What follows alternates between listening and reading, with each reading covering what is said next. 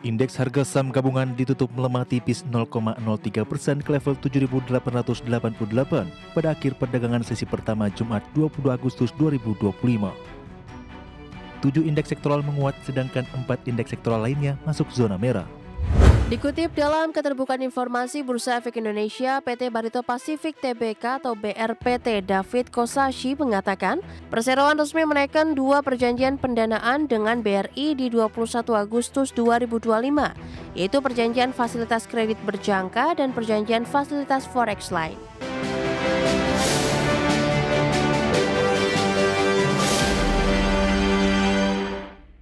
Ke topik pilihan pemirsa, laju indeks harga saham gabungan tertahan jelang akhir pekan, di mana indeks harga saham gabungan ditutup melemah di 0,03% ke level 7.888 pada perdagangan sesi pertama Jumat 22 Agustus 2025. Terkait laju indeks harga saham gabungan, tim riset Pintraco Sekuritas menyebutkan tren IHSG masih bullish dalam jangka menengah panjang, meski beberapa indikator menunjukkan adanya potensi koreksi untuk jangka pendek.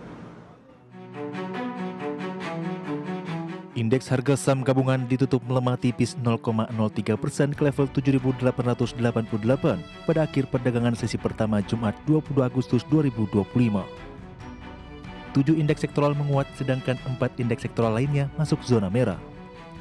Indeks sektoral dengan kenaikan terbesar adalah sektor teknologi yang naik 2,09%, sektor transportasi naik 1,68%, dan sektor barang konsumer siklikal yang naik 0,63%.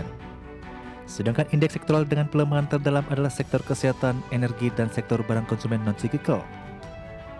Hingga sesi 2 pukul 13.58 waktu Indonesia Barat, indeks harga saham gabungan terpantau masih bergerak di zona merah, dengan sejumlah saham big caps menjadi pemberat di antaranya saham perbankan, yakni BBCA yang melemah 0,58%, saham BBNI melemah 0,22%, dan saham BBRI terkoreksi 0,96%. Selain perbankan, saham konglomerasi grup Prajogo Pangestu juga kompak melemah, yakni saham BRPT turun 0,44%, saham Cuan melemah 0,61%, dan saham TPIA yang terkoreksi 0,56%. Adapun pada perdagangan sehari sebelumnya, IHSG ditutup melemah 0,67% ke level 7.890. Meskipun IHSG menguat 11,45% sepanjang tahun berjalan atau year to date. Sebelumnya, indeks harga saham gabungan pada perdagangan Jumat pekan ini diproyeksikan mencatatkan pelemahan. Tim riset Pintraco Sekuritas menilai pelemahan IHSG didorong oleh aksi profit taking terhadap beberapa saham dengan kapitalisasi pasar besar. Pada perdagangan Jumat secara teknikal, meskipun dalam jangka menengah panjang, tren IHSG masih bullish, namun beberapa indikator menunjukkan potensi koreksi jangka pendek. IHSG pun diperkirakan sideways cenderung melemah dengan pergerakan rentan 7.800 hingga 7.930. IHSG diproyeksi uji resisten dengan 7.930, uji pivot di 7.900, serta uji support di level 7.800. Sementara itu terdapat sejumlah sentimen yang menyertai pergerakan IHSG.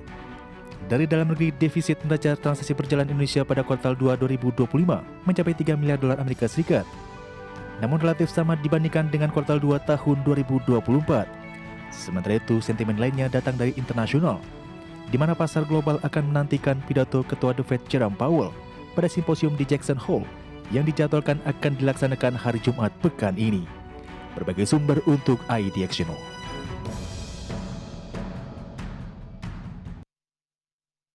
Barito Pasifik Tbk atau BRPT memperoleh fasilitas pendanaan jumbo senilai total 8,23 triliun rupiah dari PT Bank Rakyat Indonesia Persero Tbk atau BBRI. Seluruh dana dari hasil fasilitas kredit akan digunakan untuk mendukung kebutuhan operasional umum perseroan. Dikutip dalam Keterbukaan Informasi Bursa Efek Indonesia, PT Barito Pasifik Tbk atau BRPT David Kosashi mengatakan, perseroan resmi menaikkan 2 perjanjian pendanaan dengan BRI di 21 Agustus 2025, yaitu perjanjian fasilitas kredit berjangka dan perjanjian fasilitas forex lain. Melalui perjanjian kredit berjangka, perseroan mengantongi fasilitas bersifat committed dan non-revolving dengan plafon maksimum 252,75 juta dolar Amerika. Adapun dari perjanjian fasilitas forex line, perseroan mendapatkan plafon dengan nilai sama di 252,75 juta dolar Amerika. Direktur sekaligus Sekretaris Perusahaan PT Barito Pacific Tbk atau BRPT, David Kosashi mengatakan, seluruh dana dari fasilitas kredit akan digunakan untuk mendukung kebutuhan operasional umum, termasuk pelunasan utang perseroan berdasarkan perjanjian fasilitas pinjaman yang ditandatangani 5 Agustus 2020. Sementara fasilitas forex lain akan digunakan untuk keperluan lindung nilai transaksi derivatif, khususnya instrumen interest rate swap. Transaksi ini bukan merupakan transaksi afiliasi maupun transaksi yang mengandung benturan kepentingan, serta tidak termasuk transaksi material sebagaimana diatur dalam Peraturan Otoritas Jasa Keuangan. Perseroan menekankan fasilitas kredit ini akan memperkuat struktur pendanaan dan kemampuan finansial Barito Pacific dalam mendukung kelangsungan usaha ke depan. Berbagai sumber, IDEX Channel.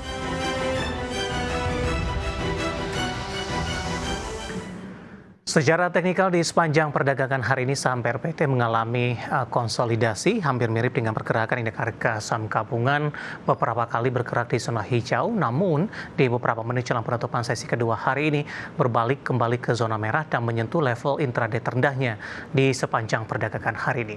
Langsung saja kita ke grafis yang pertama, pemirsa, kita akan coba lihat pergerakan dari saham BRPT. Ya, di penutupan perdagangan sebelumnya berada di level 2280, kemudian di pembukaan sesi pertama menguat dibuka di zona hijau di 2300. Beberapa menit pasca pembukaan, saham BRPT langsung berbalik ke zona merah, menyentuh di level 2260. Pada pukul 10 kembali bergerak di zona hijau ke 2290, namun di 11.30 penutupan sesi pertama pada siang tadi berbalik kembali ke zona merah di 2270. Tekanan berlanjut di pembukaan sesi kedua di 2260 dan saat ini masih berada di level yang sama di 2260, melemah di 0,88%, di mana secara intraday di sesi kedua sebelum menyentuh 2260, BRPT sempat melemah ke 2250. Kita beralih ke grafis selanjutnya.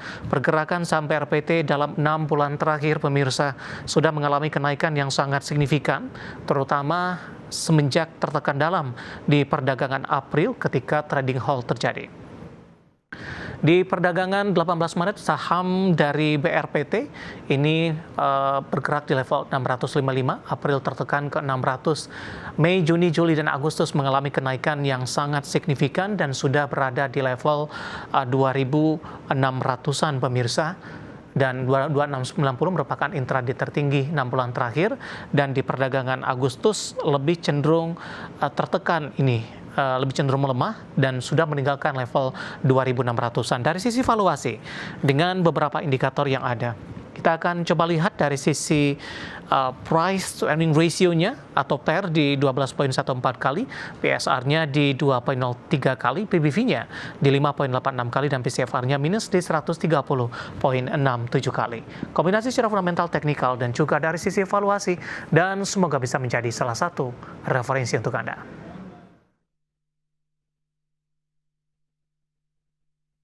Kita akan jeda kembali dan tetap di tempat Anda. Setelah ini kita akan review jalannya perdagangan di jelang libur akhir pekan dan proyeksi untuk minggu depan, jangka menengah dan juga untuk jangka panjang. Kami akan segera kembali sesaat lagi.